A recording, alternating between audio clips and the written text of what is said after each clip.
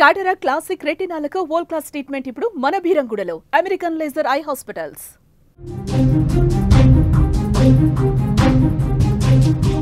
Breaking news చూస్తున్నాం. కాకినాడ జిల్లా సామర్లకోటలో దారుణం చోటు చేసుకుంది. పనసపాడు గ్రామ శివారులో యువతి మృతదేహం లభ్యమైనట్లుగా తెలుస్తోంది. గొంతు కోసి దారుణంగా చంపిన వైనమైతే అక్కడ కనిపిస్తోందని చెప్తున్నారు. అదే రోజు రైలు కింద పడి యువకుడు కూడా ఆత్మహత్య చేసుకున్నాడు. చనిపోయిన యువకుడు యువతి మధ్య ప్రేమాయణం ఉన్నట్లుగా కూడా తెలుస్తోంది. ఆత్మహత్య చేసుకున్నారా లేక హత్య చేశారా అనే కోణంలో అయితే పోలీసులు దర్యాప్తు చేస్తున్నట్లుగా కూడా మనకి బ్రేకింగ్ న్యూస్ లో సమాచారం అందుతోంది. కాకినాడ జిల్లా సామర్లకోట పనసపాడులో దారుణం చోటు చేసుకుంది. పనసపాడు గ్రామ శివారులో గొల్లప్రోలు మండలం దుర్గాడకకు చెందిన గొల్లపల్లి దీప్తి స్థానిక పంటకాల వద్ద అనుమానాస్పద స్థితిలో మృతి చెందింది. దీప్తి గొంతు కోసి దారుణంగా చంపినట్లు ఆమె మృతదేహాన్ని చూస్తే అర్థమవుతోంది. మృతురాలు దీప్తి కాకినాడలోని ఓ ప్రైవేటు కళాశాలలో ఇంటర్మీడియట్ చదువుతూ ఉంది. సెలవులు కావడంతో పనసపాడులోని బంధువుల ఇంటికొచ్చింది.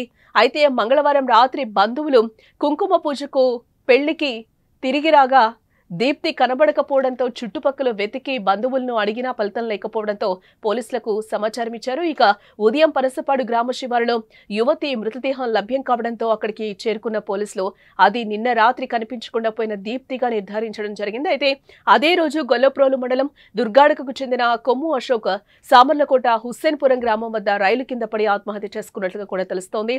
ఇదిలా ఉంటే అశోక్ దీప్తిల మధ్య ప్రేమ వ్యవహారం ఉన్నట్లుగా కూడా తెలుస్తోంది. దీంతో దీప్తిని అశోక్ చంపి అనంతరం రైలు కింద పడి ఆత్మహత్య చేసుకున్నాడా లేక ఎవరైనా చంపి ఆత్మహత్యగా చిత్రీకరిస్తున్నారా అనే కోణంలో కూడా పోలీసులు విచారిస్తున్నట్లుగా తెలుస్తోంది. ఇక ఇదే అంశానికి సంబంధించిన మరింత సమాచారాన్ని మా ప్రతినిధి అనుశ్రీ ఫోన్ ద్వారా అందిస్తారు. అనుశ్రీ, అసలు ఏం జరిగింది? ఈ ఘటన ఎప్పుడు జరిగింది? అసలు ఏంటి? కాకినాడ జిల్లా పెద్దాపురం నియోజకవర్గం సామర్లకోటలోని పనసపాడులో నిన్న రాత్రి ఓ యువతి దారుణ హత్యకు గురైంది. అయితే ప్రియుడే హత్య చేసి తాను కూడా ఆత్మహత్య చేసుకున్నట్టుగా కూడా పోలీసులు నిర్ధారణకు వచ్చారు. అయితే సామర్లకోట మండలం పనసపాడు గ్రామంలో బుధవారం రాత్రి అయితే ఈ ఘటన చోటు చేసుకున్నట్లుగా చెబుతున్నాడు.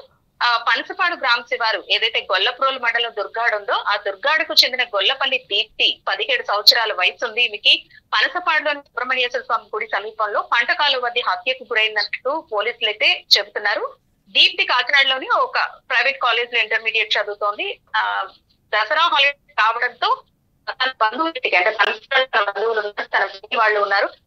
వాళ్ళ ఇంటికి వెళ్ళడం అయితే జరిగింది. మంగళవారం రాత్రి వీళ్ళంతా కూడా గుడికి పూజ కోసం గుడికి వెళ్లారు. వాళ్ళు వచ్చిన తరువాత ఎవరైతే దీప్తి ఉందో ఇంట్లో కనిపించకపోవడంతో రాత్రంతా కూడా వాళ్ళంతా వెతకడం అయితే ప్రారంభించారు.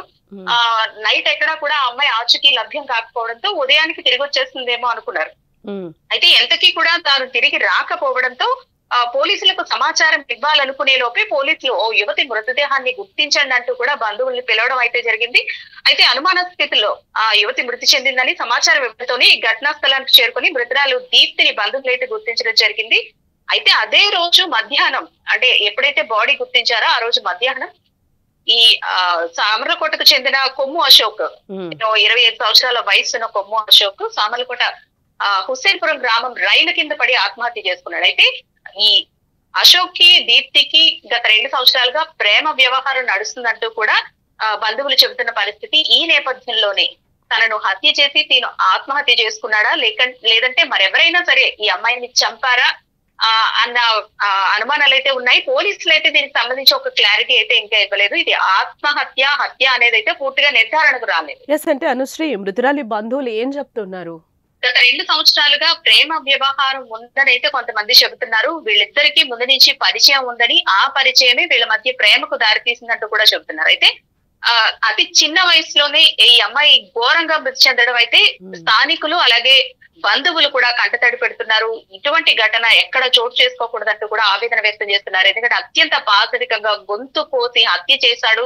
ఒకవేళ నిజంగా ప్రేమించిన యువకుడైతే గనక ఈ హత్య చేసే అవకాశం లేదంటూ కూడా కొంతమంది చెబుతున్నారు. ఎందుకంటే వాళ్ళిద్దరి మధ్య ఎప్పటి నుంచో ఫ్రెండ్షిప్ ఉందని, అది ప్రేమకు దారితీస్తుందని, ఇంత ఘాతుకానికి పాల్పడే వ్యక్తి కాదంటూ కొంతమంది చెబుతుంటే తనను చంపిన తరువాత భయపడి ఎక్కడ దొరికిపోతానో అని ఆత్మహత్య చేసుకున్నాడంటూ కూడా కొందరు చెబుతున్నారు. అయితే పోలీసులు మాత్రం దీనికి సంబంధించి ఎలాంటి క్లారిటీ ఇవ్వలేదు. ఆత్మహత్య హత్య అనేది ఇన్వెస్టిగేషన్ లో తేలుతున్నట్టు కూడా పోలీసులు చెప్తున్నారు. అంటే అశోక్ పేరెంట్స్ కూడా ఇప్పటి వరకు ఎవరేం స్పందించలేదు అటు సైడ్ నుంచి? అనుశ్రీ, బంధువులు ఎవరు కూడా ప్రస్తుతానికైతే స్పందించడం లేదు. ఎందుకంటే ఇది ఆత్మహత్య అని కొంతమంది హత్య అని చెబుతున్నారు. ఎవరు మాట్లాడినా సరే ఇది పెద్ద ఇష్యూ అయ్యే నేపథ్యంలో, అంటే ఊళ్ళల్లో కూడా గొడవలు జరిగే నేపథ్యంలో దీని గురించి బంధువులు ఎవరు కూడా ప్రస్తుతానికి అయితే మాట్లాడే పరిస్థితుల్లో లేరు. దీనిపైన స్పందించే అవకాశం కూడా ప్రస్తుతానికి లేదు. రైట్ అనుశ్రీ. ఎస్ సార్, ఇక ఇదే ఇష్యూకి సంబంధించి పోలీసులు ఏమంటున్నారు ఒకసారి. పోలీసులు రావాల్సిన సమాచారం ప్రకారం ఒక అమ్మాయి తెలిసింది. వెంటనే నేరస్థానం వెళ్ళాము. అలాగే అదే సమయంలో సామర్లకోట పరిధిలోనే రైల్వే ట్రాక్ మీద ఒక కుర్రోడు దొరికి డెడ్ బాడీ ఉన్నట్టు కూడా వేరే ఇన్ఫర్మేషన్ వచ్చింది. వచ్చిన తర్వాత నేరస్థానం పరిశీలించిన తర్వాత ఈ రెండింటికి ఏమైనా సంబంధం ఉందా అన్న కోణంలో పరిశీలిస్తే సంబంధం ఉందని తెలిసింది. ఈ అమ్మాయి వరకు అయితే అది ఇప్పుడు ఉన్న సాక్ష్యాలను బట్టి ఉన్న గాయాలను బట్టి ఒక హత్యగా భావిస్తున్నాం. ఆ హత్యకి ఈ ట్రాక్ మీద చనిపోయిన కుర్రోడు ట్రాక్ మీద ఆత్మహత్యగా కనిపిస్తుంది ఉన్న ప్రాథమిక సాక్ష్యాలను బట్టి. దీనికి సంబంధం ఉందా అంటే మనకి ఇప్పుడు ఉందండి. కారణం ఏంటంటే ఈ అబ్బాయి గొడుగులతో ఉన్నాడు. ఈ అబ్బాయికి సంబంధించిన క్యాప్ ఏదైతే ఉందో మనకి ఈ అమ్మాయి దొరికిన ప్రదేశంలో దొరకడం, అలాగే ఈ కాల్ డీటెయిల్ కూడా తెప్పిస్తే నంబర్ ఆఫ్ కాల్స్ నెంబర్ కూడా ఎంత జరిగిందండి.